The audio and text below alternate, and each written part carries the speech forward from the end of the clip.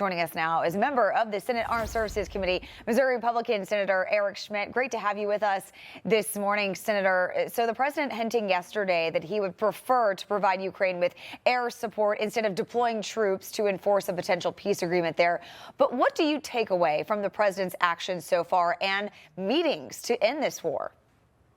Yeah, I mean, this is what American leadership looks like, or it's supposed to look like, right? We never saw any of this over the last 4 years with Joe Biden. And of course, Barack Obama led, Russia just sort of marched through Crimea, right, in 2014. But we have a president now who has the confidence, is America first, has chosen to spend his time trying to broker a peace where 1 million people have died, thousands more each month as this goes on. And the truth of the matter is this war is effectively a meat grinder, sadly. And so President Trump is using his influence to bring the parties together to find a peace settlement here. And I think that's something that all of us can be proud of, Republicans and Democrats. And the people who are being critical, they were critical last Friday, are the same people that have been wrong about all these foreign policy decisions for 30 years. They oversaw the disastrous withdrawal in Afghanistan, the invasion of Ukraine just a few years ago, and a whole host of issues. So anyway, President Trump is demonstrating, I think, real American leadership here, and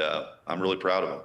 Yeah, it reminds me of when they mischaracterized Russia, Reagan, Gorbachev in Reykjavik, which turned out to be one of the deciding factors in ending the Cold War.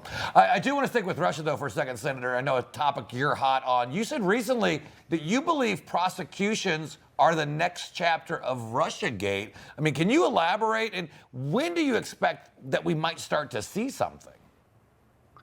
Yeah, I don't know what the timetable would be, but I think the first step was a lot of disclosures that Tulsi Gabbard has, provided now for the American people to see. And quite frankly, some of us intuitively knew this was going on, but to see it in writing, to see the coordination between a Soros organization and Hillary Clinton's campaign, greenlighting the Steele dossier as a distraction for her email problems, and then, shockingly, the intelligence agencies really laundering that bogus report that they knew was false. They knew it was false and still peddled this anyway to spy on President Trump when he was a candidate and then tried to derail his first term.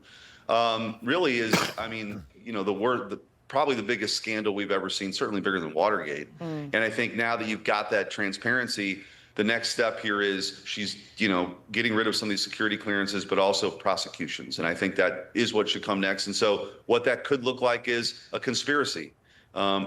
President Obama likely has immunity, ironically, because of the United States versus Trump case last year at the Supreme Court, but maybe not for actions after he was out of office. I don't know the facts there, but certainly Clapper, Brennan, Comey, the folks who were very involved in this effort, who knew it was false and peddled it anyway, could face indictment, and they should.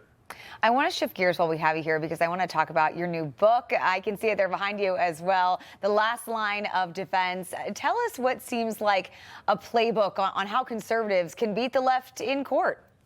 Yeah, this really is a field manual for what it was like to be on the front lines of the battle against the radical left. So when Joe Biden was in office, this was a time of lockdowns and mandatory COVID shots and DEI struggle sessions and a censorship enterprise so vast that it was the biggest threat to our First Amendment we've ever seen. And so when I was Attorney General of Missouri, we stood up, we fought back, we held the line until President Trump could return. And we got some big wins along the way. We defeated the vaccine mandate at the Supreme Court. We defeated the student loan debt forgiveness case at the Supreme Court. We filed Missouri versus Biden, which exposed this censorship enterprise. And I think your viewers are going to really love going behind the scenes. What was it like to take the deposition of Anthony Fauci? What was it like to have Elvis Chan, the FBI agent who was pre-bunking the Hunter Biden laptop story? What was it like to depose him? What was it, we sued 50 plus school districts in Missouri to free these kids of forced masking. There's a lot of stuff that was happening in a really wild time that, everything was on the line. We stood up, we fought back, we won. And it's really a playbook of how we can win in court moving forward. Information. Truth is freedom. Is Newsmax. It's real news for real people.